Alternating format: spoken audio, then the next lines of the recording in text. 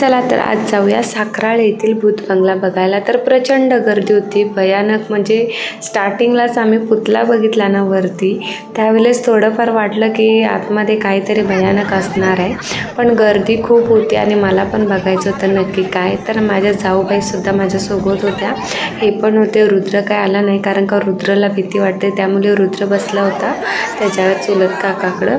आणि इथे ना बघू शकता किती गर्दी आहे. तर प्रचंड गर्दी होती.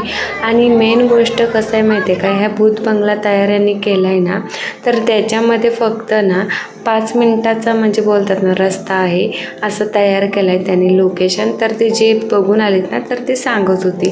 तर हे असे मुखवटे घालून आधीमध्ये घाबरतच होते माणसांना. तर म्हणजे बायका जास्त घाबरतात माणसांपेक्षा. तर तसंच काहीतरी चालू होतं त्यांचं कार्यक्रम. आणि ह्याच्यामध्ये ज्यावेळेस तुम्ही जाल ना, तर तिथे ना फक्त 2च व्यक्तींना सोडतात.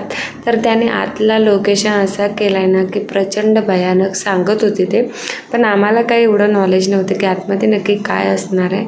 तर आपण नक्की बघू आणि आमची शेवटची रिॲक्शन तर नक्की बघा बरं का. खास करून माझी रिॲक्शन कशी असणार आहे नक्की बघा. तर इथे ना त्यांचे असं बोलतात ना, थोडं असं म्हणजे ड्रामा टाईप तर असं चाललं होतं. तर बरेच जण, काही जण नाचत पण होती, ते सॉन्ग चालू होते त्यामुळे.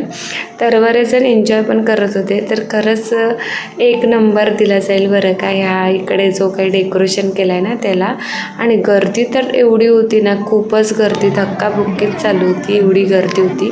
तर इथे लिहिलं आहे की भूत बंगला, आणि आपल्याला बघायचं आहे भूत बंगला कसा आहे.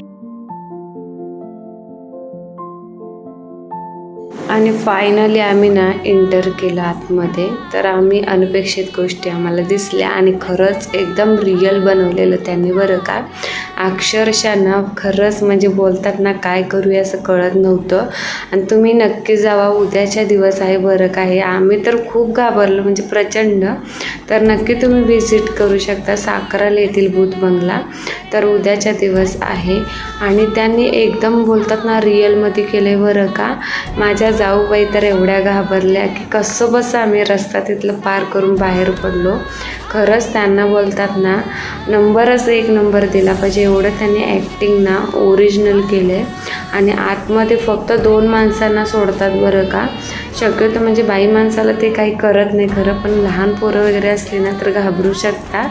तर नक्कीच तुम्ही जा, पण स्वतःच्या ह्याच्यावर बरं का. खरंच एकदम रिअलमध्ये ना ते आहे. तर तुम्ही नक्की साखराळेमध्ये जाऊ शकता. आणि मला खरंच खूप भीती वाटली होती.